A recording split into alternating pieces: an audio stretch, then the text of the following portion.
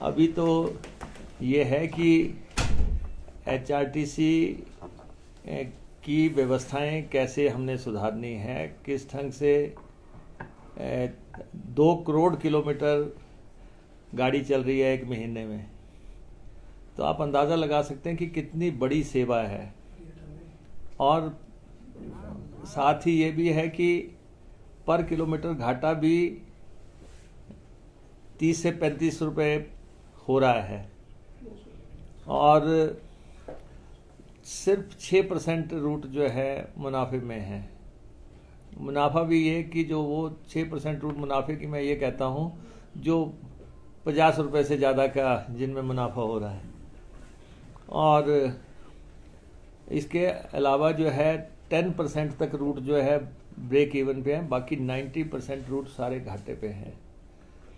तो विभाग हमारे पास आया है, विभाग की हालत सामने है। आमदनी चवन्नी भी नहीं है, खर्चा रवैया इसमें तो हम ये भी नहीं कह सकते। तो अब सोशल रिस्पॉन्सिबिलिटी एक तरफ है, दूसरी तरफ कमर्शियल ऑर्गेनाइजेशन है और उसको किस ढंग से हमने रन करना है वो हम अध्ययन कर रहे हैं और निष्कर्षों पर निकल रहे हैं कि 1350 करोड़ रुपए तो देनदारियां ही पड़ी हैं, जो कि कर्मचारियों की देनदारी है, पेंशन की देनदारी है, पुर्जे वालों की देनदारी है। फिर उसके बाद जो है कर्जे है, बसों की खरीद के कर्जे जो है 5 साल में स्प्लिट होते हैं, वो कितनी बसें खरीदी गई हैं उनका कर्जे चुकाने हैं। प्रदेश सरकार की मदद के बगैर तो अभी HRTC रन नहीं हो सकती। प्रदेश सरकार भी खुले दिल से मदद करे, वो मैं मामला कैबिनेट में भी और मुख्यमंत्री जी के साथ भी हम रखेंगे सारी स्थितियां। कैबिनेट में भी और मुख्यमंत्री जी के साथ भी हम रखेंगे सारी स्थितियां, क्योंकि हम चाहते हैं कि कर्मचारी जो है 11,000 कर्मचारी काम कर रहे हैं और फ्लीट 3500 का है और 1800 की फ्लीट स्ट्रेंथ के हिसाब से जो है हमारे पास स्टाफ है। हमारे पास गाड़ियों को रिपेयर करने वाले मैकेनिक हुए, ड्राइवर हुए, कंडक्टर हुए, दूसरे हुए, उनकी काफ़ी शॉर्टेज है। वो एक मसला है। 1000 के आसपास बसें ऐसी हैं जो कि ज़ीरो बुक वैल्यू की हैं, जिनको कि चलाया जा रहा है लेकिन रिप्लेसमेंट मांग रही हैं। और दूसरा ये है कि 2-3 फैसले हमने किए हैं। एक तो जो बाहर से वॉल्वो का नेक्सस काम कर रहा है यहाँ पे, उसमें हमने डायरेक्टर ट्रांसपोर्ट की अध्यक्षता में कमेटी फॉर्म कर दी है। 15 दिन का उनको समय दिया है और दूसरे स्टेट्स के साथ हमारे एग्रीमेंट हैं गाड़ियाँ चलने के। लॉन्ग रूट पे शिमला दिल्ली, मनाली दिल्ली, धर्मशाला दिल्ली, ये जो लॉन्ग रूट है हमारे दूसरी स्टेट्स के साथ एग्रीमेंट्स हैं और उन एग्रीमेंट्स के मुताबिक अब बाहर की बसें रन नहीं कर सकती, दूसरी ये प्राइवेट बसें रन नहीं कर सकती। लेकिन पिछले 10 साल से हिमाचल प्रदेश में ये मुद्दा गूंज रहा है। लगातार बात हो रही है कि वॉल्वो के ऑपरेशंस हो रहे हैं और वो क्या टैक्सेस दे रहे हैं, प्रदेश के एक्सचेकर को कितना चूना लग रहा है। और HRTC की तो विवशताएं हैं कि उनको बस में लॉग बुक भी मेंटेन करनी है, किराया भी फिक्स्ड रखना है, ऑडिट भी करवाना है और प्राइवेट वालों की ऐसी कोई मजबूरी नहीं है। और वो जो है 8 बसें एट ए टाइम खोल देते हैं, 2 की सवारी हुई तो 2 में किराया कम करके चला देते हैं। कई तरह के हालांकि मैं नेक्सस वर्ड इस्तेमाल कर रहा हूँ, मैं माफिया वर्ड अभी नहीं कह रहा हूँ। अदरवाइज जिस ढंग से चल रहा है हिसाब किताब, और इन ऑपरेटरों को भी मैं कह देना चाहता हूँ, सरकार की अथॉरिटी को अंडरमाइन करने की कोशिश मत करना, आंखें दिखाने की कोशिश मत करना। जिस ढंग से ये बसेस चल रही हैं ठीक है 10 साल से चल रही होंगी। प्रदेश को बिना कुछ दिए, बिना टैक्स दिए, बिना कुछ जो है किस कैरियर में परिवर्तित करके चला रहे हैं। ये सारी बातें बिल्कुल ब्लैक एंड वाइट में सामने आ रही हैं। Explorer looked far and wide for it. It took 200. हम ये ठीक है, टूरिज्म स्टेट है, पर्यटक आने चाहिए। हम पर्यटक इन गाड़ियों में आ रहे हैं, लेकिन एट द सेम टाइम कायदे कानून भी है प्रदेश के रिसोर्सेज को रौंद के कोई ऑपरेशन नहीं कर सकता, वो हम देखेंगे। नंबर 2, पूरी देश दुनिया की गाड़ियां यहाँ रजिस्टर हो गई जो लग्जरी व्हीकल्स हैं, जो लंबी गाड़ियां हैं, जो 1 करोड़ की गाड़ी है, 2 करोड़ की गाड़ी है। ये तय हो गया कि एक कट ऑफ डेट तय थी कि वो देश में रजिस्टर नहीं हो सकती, और हिमाचल प्रदेश में टैक्स कम था रजिस्ट्रेशन का। उन्होंने डॉक्यूमेंट फॉर्ज कर दिए, डॉक्यूमेंट फॉर्ज करके 1 करोड़ की गाड़ी 20 लाख दिखा दी, 10 लाख की दिखा दी, 15 लाख की दिखा दी। 2 करोड़ की गाड़ी जो है उसके डॉक्यूमेंट फॉर्ज कर दिए, और उसके बाद वो गाड़ियां हिमाचल प्रदेश में रजिस्टर हो गई। और हमने विपक्ष में भी ये मसला उठाया था। अब ये है कि ये गाड़ियां जो है देश के नामी घरानों के पास हैं, देश के जो चोटी के लोग हैं उनके नाम पे ये गाड़ियां हैं सब। एक शुरुआती अनुमान के मुताबिक तो शायद जब हमने कहा था 1-2 जगह का, तो 1500-1600 गाड़ियां सामने आई थी। आज भी आप दिल्ली चले जाओ, कोई 5 स्टार देख लो, आपको 5 स्टार के बाद जो गाड़ी मिलेगी वो हिमाचल नंबर की मिलेगी। हवाई अड्डे पे देख लो आप, लंबी गाड़ी कोई भी मिलेगी आपको हिमाचल नंबर की मिलेगी। मुंबई चले जाओ, वहाँ भी आप देख लो, जिसने कि ये हिमाचल प्रदेश में गाड़ियाँ रजिस्टर करवाई। हम पूरे जो ये स्कैम है इसको पर्दाफाश कर देंगे। ये सर कुछ पॉलिटिकल नेक्सस है? नहीं, मैं आज की तारीख में कुछ नहीं कह सकता। मुझे ये मालूम है कि हिमाचल प्रदेश में देश के चोटी के लोगों की गाड़ियां रजिस्टर हुई हैं, देश के नामी घरानों की हुई हैं, और देश की सबसे महंगी गाड़ियां जो है यहाँ रजिस्टर हुई हैं, औने पौने दाम पे हुई है। हाँ, और औने पौने दाम पे हुई है। सरकारी जांच करेगी, इंक्वायरी होगी सर? नहीं, हमने इसकी रिपोर्ट भी मंगवा ली है, वॉल्वो की रिपोर्ट्स भी मंगवा ली है। हम ट्रांसपोर्ट में पूरी पारदर्शिता लाने के पक्षधर हैं। हम यहाँ, अगर हमें यहाँ पे ईश्वर ने बिठाया है, देवभूमि है ये, और देवभूमि में हम चाहते हैं कि ट्रांसपोर्ट की सारी तस्वीर प्रदेशवासियों के समक्ष हम रखेंगे। प्राइवेट ट्रांसपोर्टर्स, प्राइवेट बसें हमने कैसे चलानी है, HRTC हमने कैसे चलानी है,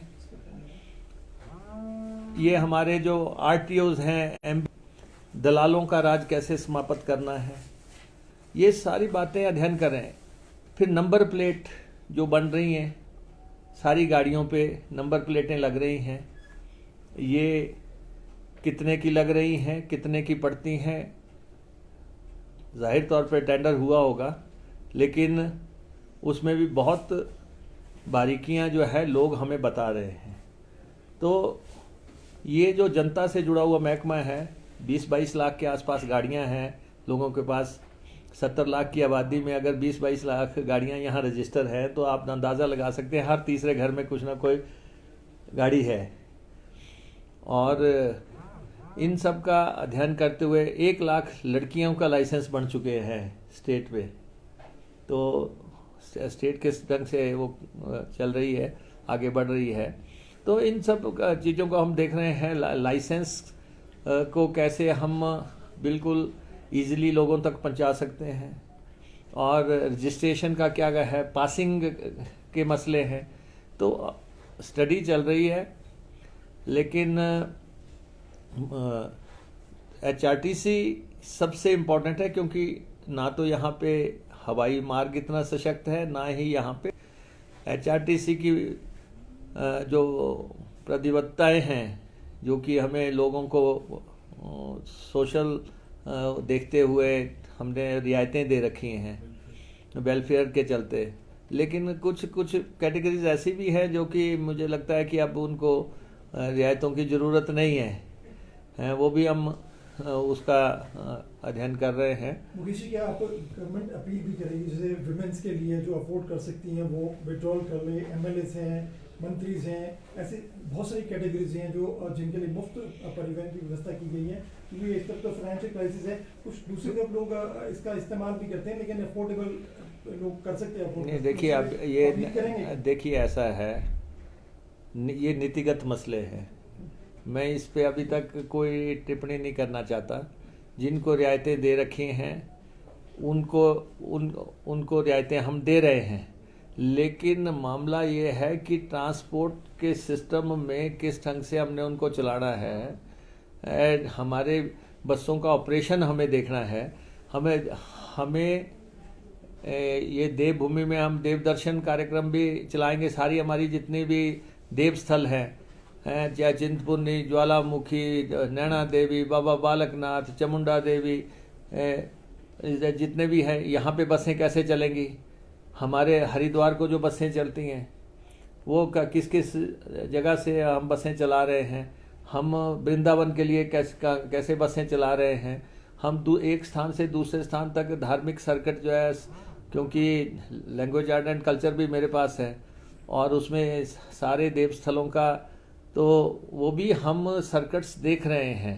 कहाँ हम खुद बसें एक स्थान से दूसरे स्थान पे चला सकते हैं, दूसरे दिन, चौथे दिन, छठे दिन, जहाँ लद के बस जाए हमारी, तो हम अभी तक हम पूरी तरह खुले हुए हैं।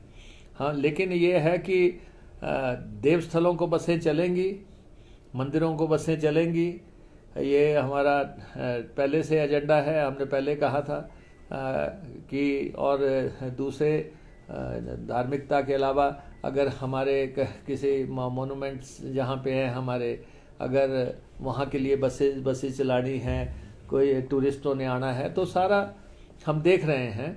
और ये तो रेगुलेटरी डिपार्टमेंट रोज कुआं खोद के पानी पीने वाली बात है, तो इसलिए हम चलाएंगे और इस चुनौती को हम स्वीकारते भी हैं और इसमें हम आगे भी बढ़ेंगे।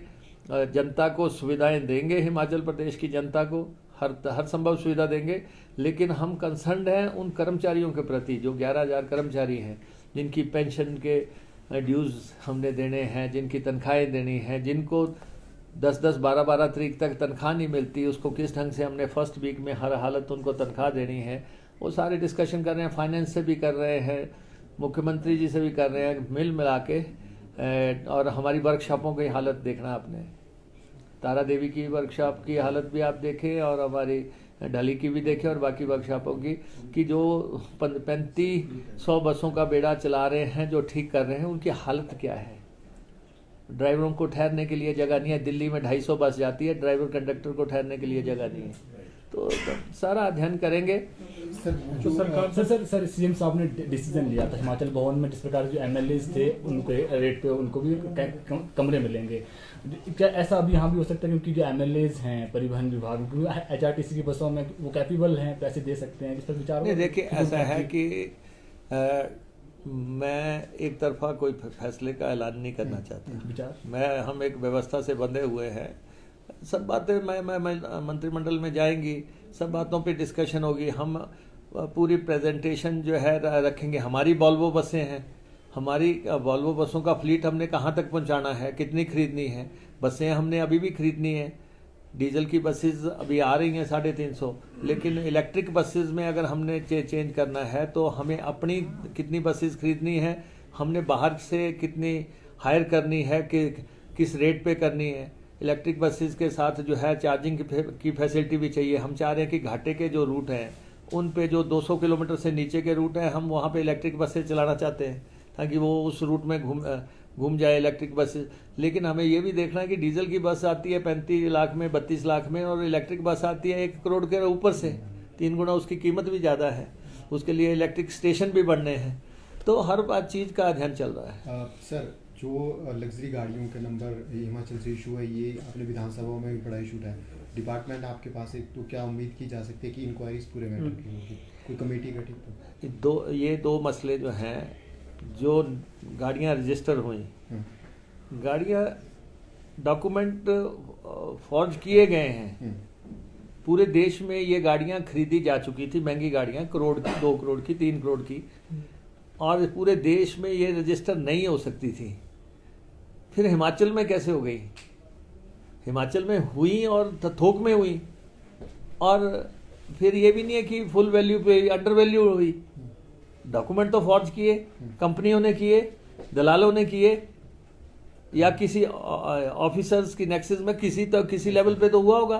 तो हमने कह दिया कि जो ये गाड़ियों का नंबर्स का है, इसको भी हम पर्दाफाश करेंगे।